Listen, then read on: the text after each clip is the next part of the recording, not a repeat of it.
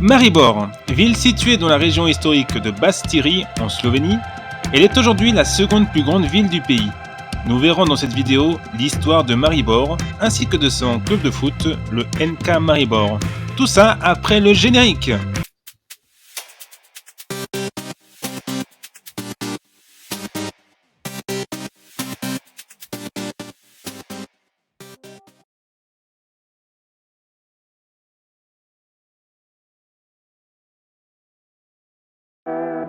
Bonjour tout le monde, bienvenue dans Ville et Football, la chaîne parfaite pour se cultiver, tant en histoire qu'en football. Pour ne rien rater, n'oubliez pas de vous abonner et mettez un petit like si la vidéo vous a plu. Et c'est bien moi sur la photo avec le maillot de la Slovénie. Après la chute de l'Empire romain, des Slaves s'installèrent à l'est des Alpes. Cette région fut absorbée en 843 par l'Empire franc et faisait la frontière entre l'Empire franc et la principauté de Hongrie. Pour se défendre, l'Empire construisit un château sur une colline nommée la colline de la Pyramide. Après la création du Saint-Empire romain germanique en 962, cette région devint la Marche de Styrie à partir de 970, en appelle marche, un territoire qui fait office de frontière. Ce château fut mentionné pour la première fois en 1164 sous le nom de Castrum Marchbourg. Marchbourg signifie en allemand la forteresse de la Marche. La rivière Drava traversant la ville, elle fut nommée Marbourg an der Drau pour ne pas la confondre avec la ville de Marbourg près de Francfort. Le nom de Marbourg fut slavisé en Maribor au XIXe siècle. Un marché fut mentionné pour la première fois en 1204 et Maribor obtint le statut de ville en 1262. À cette époque, Maribor faisait partie de l'archidiocèse de Salzbourg et commença à se développer rapidement après la victoire de Rudolf Ier de la dynastie des Habsbourg sur le roi Ottokar II de Bohême en 1278. Les premières églises furent construites et le commerce de la viticulture avec la Carinthie se développa. Les armoiries de la ville représentent un pigeon survolant la forteresse de Maribor, symbolisant le Saint-Esprit. En effet, un pigeon avait survolé le ciel au moment du baptême de Jésus par Jean-Baptiste, le saint patron de la ville et donc Saint Jean-Baptiste. En 1478, un deuxième château fut construit, aujourd'hui connu sous le nom de château de Maribor. C'est aujourd'hui un musée régional. Maribor subit plusieurs sièges, comme ceux de la Hongrie de Matthias Corvin, qui échouèrent, mais surtout celui de l'Empire ottoman de Soliman le Magnifique, avec une armée de 100 000 hommes. La garnison locale et les habitants défendirent Maribor. Une légende raconte qu'un cordonnier ouvra les vannes pour inonder l'armée ottomane et ne réussirent pas à conquérir la ville.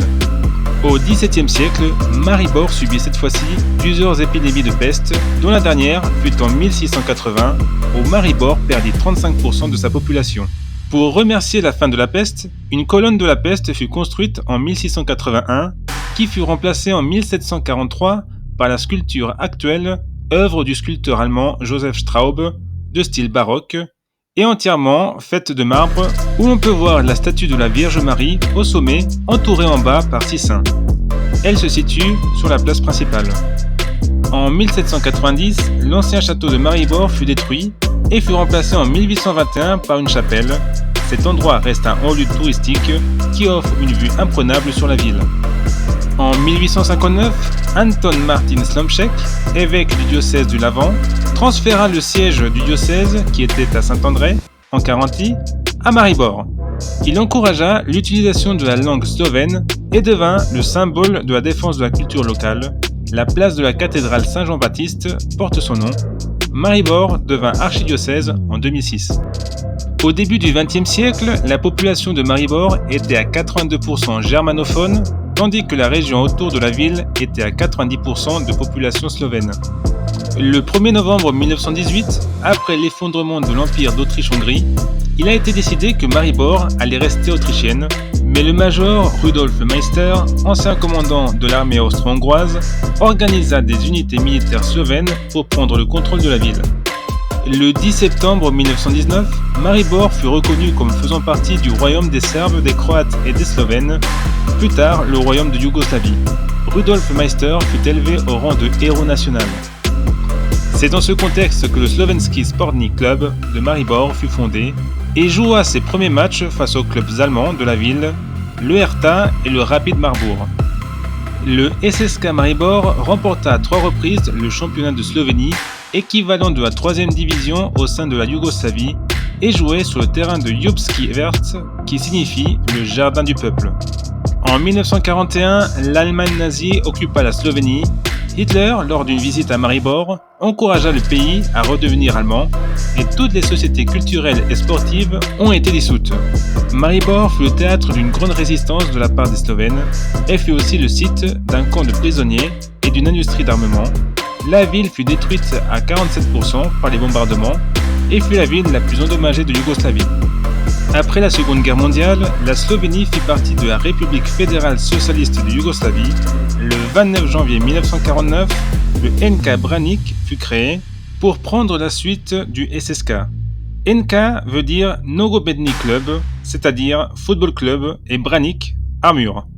Ce nouveau club garda les couleurs noires et blanches du SSK Maribor et retrouva le stade du Ljubski vrt qui fut détruit pendant la Seconde Guerre mondiale en 1952.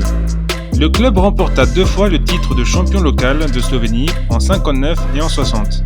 En 1960, le NK Branik fut impliqué dans une histoire d'empoisonnement alimentaire lors d'un barrage d'accession pour la 2e division yougoslave face aux Croates de Karlovac. Toute l'équipe fut hospitalisée, du coup Branik fut disqualifié et dissous, malgré le fait qu'aucune explication concernant cette intoxication alimentaire n'ait été trouvée. Maribor se retrouve à son club et c'est quelques mois plus tard que fut fondé le NK Maribor par des joueurs et des dirigeants du Banik Maribor, disparus quelques mois plus tôt. Les responsables du club voulurent à la base que le club joue en rouge et blanc, comme les armoiries de la ville, mais comme beaucoup d'équipes en Yougoslavie avaient déjà cette combinaison, ils choisirent une couleur plus originale. Le capitaine Otto Blasnik proposa le violet et le blanc en s'inspirant des couleurs de la Fiorentina qu'il avait vu dans la Gazzetta dello Sport. Comme il était impossible d'obtenir des maillots violets en Yougoslavie, les joueurs peignirent les maillots eux-mêmes. Le logo du club représente la forteresse, qui est sur les armoiries, au milieu d'une violette. Lors de sa première saison, Maribor remporta la Ligue de la République slovène et fut promu en 2e division yougoslave en 1961. Le NK Maribor remporta le championnat de 2e division en 1967 et fut promu pour la première fois en première ligue yougoslave où ils retrouvèrent un autre club slovène qui sera le rival éternel, l'Olimpia Ljubljana. Maribor resta 5 ans parmi l'élite jusqu'en 1972, mais malheureusement ne réussit pas à remonter et descendit même en 3e division en 1975, mais il n'y resta qu'une seule saison. Les problèmes arrivèrent en 1981, à la fin de la saison. Maribor réussit à éviter la relégation en 3e division de justesse, mais un scandale de corruption éclata. Le club aurait eu un fonds secret qui servait à soudoyer les équipes et le NK Maribor fut relégué par le comité de discipline de la fédération yougoslave. En juin 1991, la Slovénie devint indépendante et le NK Maribor fit partie des fondateurs du nouveau championnat de Slovénie, qui fut dominé les premières années par l'Olimpia Ljubljana. Mais le NK Maribor remporta la première coupe de Slovénie de l'histoire face à l'Olimpia 4-3 au tir au but. Cela leur permit de jouer la Coupe des vainqueurs de coupe la saison suivante. Ils éliminèrent les Maltais de Amron Spartans, mais furent éliminés en 16e face à l'Atlético Madrid 9-1 sur l'ensemble des 2 matchs. En 1997, les Violets remportèrent leur premier titre de champion de Slovénie, ainsi que la Coupe de Slovénie pour réaliser le doublé, un premier titre qui en appellera d'autres. En effet, Maribor remporta le championnat 7 fois d'affilée. Durant cette période de gloire, en 1999, Maribor élimina Genk et Lyon lors des qualifications pour la Ligue des Champions et se retrouva dans la phase de groupe pour la première fois avec le Dynamo Kiev, le Bayer Leverkusen et la Lazio où ils terminèrent derniers. En 2004, Maribor remporta une 5e Coupe de Slovénie. Après ce titre, le club connut une période de difficultés financières. Malgré tout, Maribor réussit l'exploit de remporter la Coupe Intertoto face à Villarreal en 2006. En juillet 2007, l'ancienne star du football slovène Zlatko Zahovic devint directeur sportif des Violets et les titres revenirent avec l'entraîneur Darko Milanic avec un 8e titre de champion 6 ans après, en 2009, et une 6e coupe en 2010. Le Joopskivert fut modernisé en 2008 et la capacité du stade fut portée à 12 000 places. Un cadre idéal pour remporter de nouveaux titres comme le 10e en 2012, ce qui leur permit d'arborer une étoile au-dessus du logo et de jouer des compétitions européennes comme en Europa League où ils participèrent à la phase de groupe en 2012 et en 2013 où ils finirent à chaque fois derniers. Par contre, en 2014, ils se qualifièrent pour les 16e en terminant derrière le Rubin Kazan, mais devant Zulvargen et Wigan.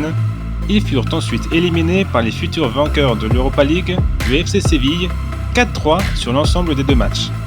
La progression continue en 2015 en participant pour la deuxième fois à la Ligue des Champions, où ils finirent encore derniers, derrière Chelsea, Schalke 04 et le Sporting Lisbonne.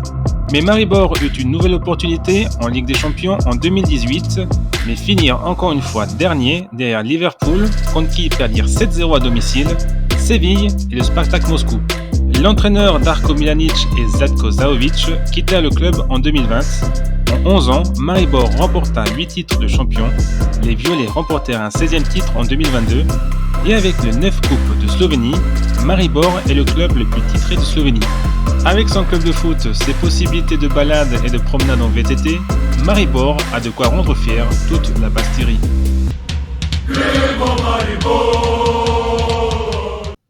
Et voilà les amis, c'est tout pour aujourd'hui. Maintenant vous en savez un peu plus sur Maribor et sur le football slovène.